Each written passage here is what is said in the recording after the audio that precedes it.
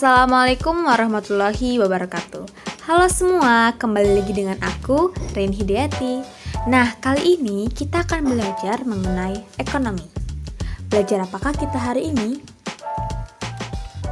Yap, betul banget. Kali ini kita akan belajar mengenai jenis-jenis badan usaha yang ada di Indonesia. Apa sih itu badan usaha? Badan usaha adalah suatu kesatuan yuridis ekonomis yang mendirikan usaha untuk mencari keuntungan. Dengan mendirikan suatu perusahaan yang menghasilkan barang dan jasa secara efektif dan efisien. Secara garis besar, jenis-jenis badan usaha dapat digolongkan berdasarkan lapangan usaha dan kepemilikan modal. Nah, sekarang simaklah uraian masing-masing dalam pembahasan berikut ini. Pertama, ada badan usaha ekstraktif, yang merupakan badan usaha yang kegiatannya mengambil hasil alam secara langsung sehingga menimbulkan manfaat tertentu. Lalu yang kedua, ada badan usaha agraris. Badan usaha yang kegiatannya mengolah alam sehingga dapat memberikan manfaat yang lebih banyak. Lalu yang ketiga, ada badan usaha perdagangan, yang merupakan badan usaha yang kegiatannya menyalurkan barang dari produsen kepada konsumen atau kegiatan jual beli.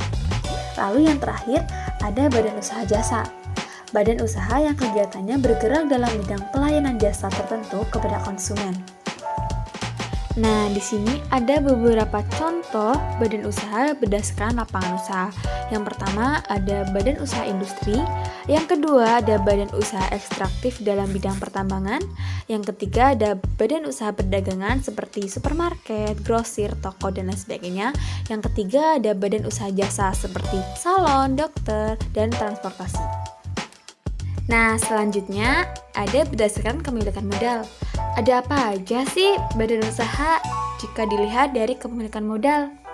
Nah, ada milik negara. Modal yang digunakan berasal dari kekayaan negara seperti BUMN, di mana seluruh kegiatannya tidak hanya harus melalui persetujuan pemerintah, namun harus dapat memenuhi kebutuhan masyarakat. Badan usaha milik negara diantaranya ada Perjan, Perum, dan Persero. Yuk kita bahas satu-satu dari mulai kelebihan dan kekurangan. Nah, jadi teman-teman bisa lihat ya, dari mulai kelebihan dan kekurangan dari setiap badan usaha.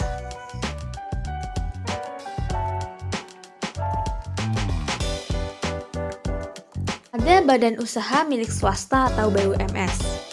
Merupakan badan usaha yang seluruh modalnya dimiliki oleh swasta, dapat berbentuk perseorangan maupun persekutuan. Nah, di sini ada beberapa contoh BUMS. Yang pertama, perusahaan berseorangan, firma, persekutuan komanditer, dan perseroan terbatas atau PT.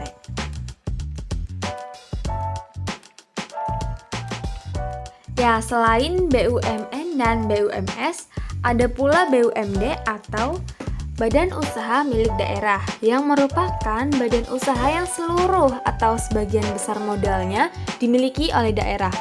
BUMD didirikan dengan tujuan untuk memberikan manfaat bagi perkembangan perekonomian daerah, pada umumnya menyelenggarakan kemanfaatan umum berupa penyediaan barang dan atau jasa yang bermutu bagi pemenuhan hajat hidup masyarakat sesuai kondisi, karakteristik, dan potensi daerah yang bersangkutan berdasarkan tata kelola perusahaan yang baik.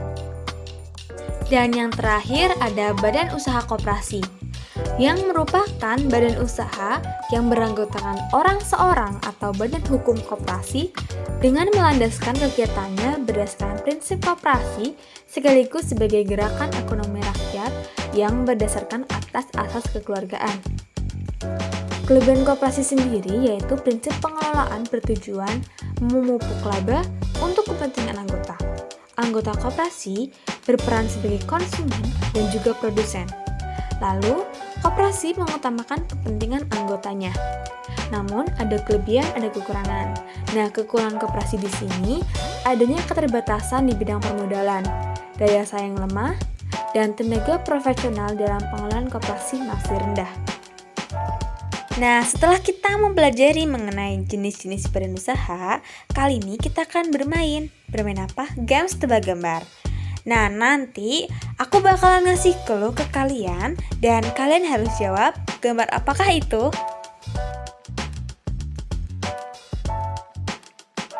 Nah, untuk clue yang pertama adalah BUMS, modal didapat dari lembar saham, membutuhkan biaya besar.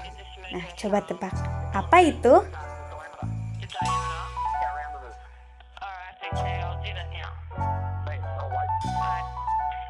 Untuk teman-teman yang menjawab perseroan terbatas, 100 untuk kalian. Nah, contoh dari perusahaan perseroan terbatas atau PT ini ada Indofood dan Telkom Indonesia. PT ini kelangsungan hidupnya lebih terjamin karena memiliki modal yang cukup besar dan juga keuntungannya lebih besar.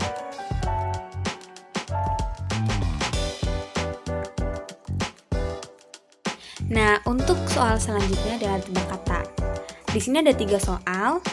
Nah, setiap soal memiliki 1 clue. Nah, untuk nomor 1, clue-nya adalah dari anggota untuk anggota. Kemudian, clue untuk soal nomor 2. Selain memberi layanan kepada masyarakat, juga dituntut untuk meraih keuntungan. Apakah itu? Lalu, untuk soal yang terakhir atau soal nomor 3. Clue-nya adalah sulit bagi anggota untuk menarik modal yang telah disetorkan.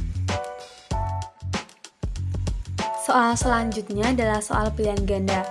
Teman-teman bisa memilih jawaban yang benar di antara A, B, C, D, dan E. Selamat mencoba!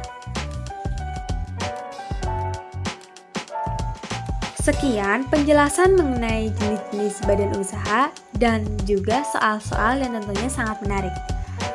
Aku, Ren Hidayati, pamit undur diri.